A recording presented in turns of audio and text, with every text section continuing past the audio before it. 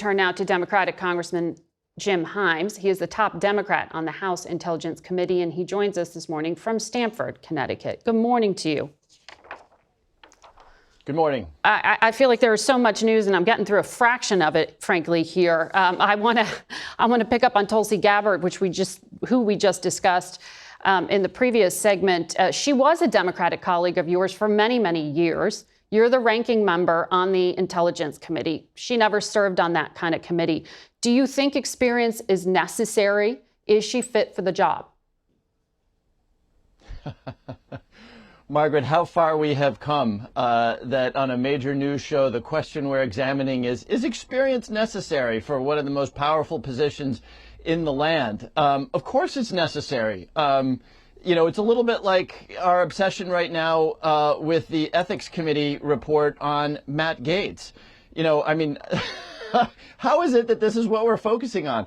Matt Gaetz is by any standard completely unqualified to be the Attorney General. And yet we're sort of focused on this, you know, cherry on the cupcake of the ethics report. You know, it sort of reminds me of Al Capone. In 1931, Al Capone is convicted of a couple of counts of tax evasion. Now, he was a killer and a rum runner and a mafioso, and yet he was convicted of tax evasion. This is what the conversation we're having about Matt Gaetz. Yeah. You know, well, what about this ethics report? You know, and so, no, these people are manifestly unqualified, and you know, they're not prepared to run the very complicated organizations they've been asked to run. Do you have any suggestion from your Republican colleagues in the Senate that either of those two individuals will not be confirmed for those positions? Look, all I would observe is that, you know, history is a harsh judge, and I understand what happens to Republicans who stand up to Donald Trump. You know, talk to Adam Kinzinger or Liz Cheney or, you know, many of the Republicans who voted for his impeachment who are now gone. I understand that. But history is a hard judge. And a Republican senator who takes a vote to consent to the appointment of Matt Gaetz, a chaos agent, a performative social media, no respect for the rule of law individual, the Republican senator who votes to confirm Matt Gaetz or Robert Kennedy or Tulsi Gabbard will be remembered by history as somebody who completely gave up their responsibility to Donald Trump. Well, the Speaker of the House called him one of the greatest minds in the United States or anywhere on another program this morning. On intelligence, though, because of your committee oversight, John Ratcliffe, another former House member who went on to serve in an acting role at intelligence previously, he is the selection to run the CIA. Do you trust him to appropriately handle sensitive intelligence information? I do, Margaret, and just to be balanced here, since I was pretty strong in my opinions about the Attorney General and the DNI nomination, I actually had a really good day when Marco Rubio was nominated for Secretary of State, when John Ratcliffe was nominated for CIA, and when Mike Waltz was nominated to be National Security Advisor. I would even add the nominee for the Southern District of New York, Jay Clayton. Those were good nominations. Not necessarily the nominations I would have made if I were president, but these are serious people with real experience. They're not social media personalities. They haven't built their careers on lies and conspiracy. So, you know, look, some of these nominations I think are quite solid, and John Ratcliffe falls in that category for me. Okay.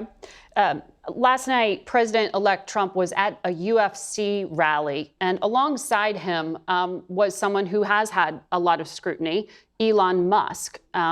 He is a billionaire with extensive U.S. government contracts. As I understand it, holds a security clearance himself. He has extensive business ties with China. He also had with him the Saudi Arabia Private Investment Fund governor. They invest with his son-in-law, Jared Kushner, and they've held golf tournaments through the one of their entities at Trump golf courses. Do you think that in this new Congress, there will be scrutiny of potential financial conflicts of interest around Mr. Trump?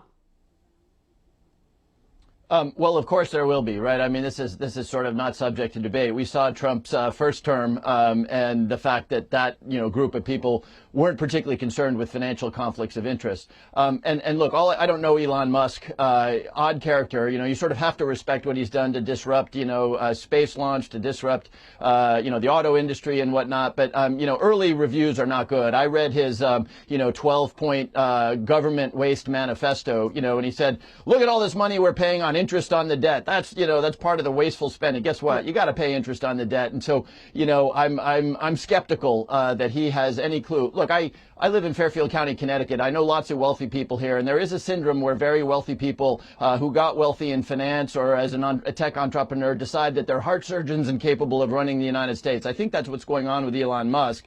Again, early returns are not good with respect to his ability to understand the federal bureaucracy and make it more efficient, which is a laudable goal. But I'm going to reserve judgment. And no offense to the Fairfield County residents who voted for you, I'm sure. On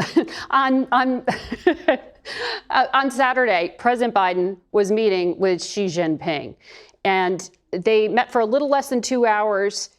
The White House says they did discuss that pervasive hacking of U.S. telecom companies that allowed them to steal customer call record data, compromise private communications of those involved in government, and copy information related to law enforcement actions.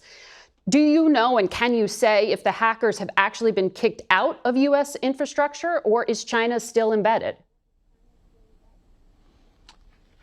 Yeah, Margaret, that's not a question I can answer with an awful lot of specificity, but the fact that we obviously know about these hacks means that those particular hacks probably have been addressed in one way or another. But one thing I can say with great confidence, having worked in the intelligence world for some time now, is that I promise you they are out there in ways that we don't know about. So my hope is that the president made it very clear that this kind of behavior is not tolerable, and that he backs that up, and quite frankly, that Donald Trump, the next president, backs that up with action. As Teddy Roosevelt said, the big stick, right? We're pretty good at hacking networks too. And I think it's really important for the Chinese to understand that we're not just going to name and shame the hackers and complain about it, but that we are going to go into their networks and give as good as we got. I suspect that in this realm, they need to see that we are capable of inflicting a lot of damage if they continue their present behavior. Noted. There will be some selections, as we understand it, in the coming days in the financial space. You also sit on the Financial Services Committee. Trump backer Elon Musk yesterday blasted one of the hedge fund CEOs, Scott Bessent, a cryptocurrency skeptic who's being considered for that role. Howard Lutnick, the CEO of Cantor Fitzgerald, apparently also being considered for that role. He is a cryptocurrency fan. Does either candidate stand out to you for a better pick? And what does it really project out to you about what's going to happen in this space for Mr. Trump? Well, it's obviously up to the president to decide who he'd like as Treasury Secretary. I would note that his first Treasury Secretary, Steve Mnuchin, I certainly had disagreements with him on any number of topics, including desanctioning the Russian aluminum company. But, in the cast of characters in version 1.0 of the Trump administration, Steve Mnuchin was far from the creepiest and crawliest of them. So we'll see what he does on Treasury. What I will say is that, look, crypto, it's a little bit like the Gates Ethics Report. Crypto has yet to make an impact on most Americans' lives. And so I would just argue, and by the way, I'm open to crypto. I helped work on the legislation to regulate it. But this is not the determinative factor in our financial lives right now. I know it's a technical issue I asked you to get to fairly quickly there, Congressman. I appreciate you weighing in, and thank you for your time.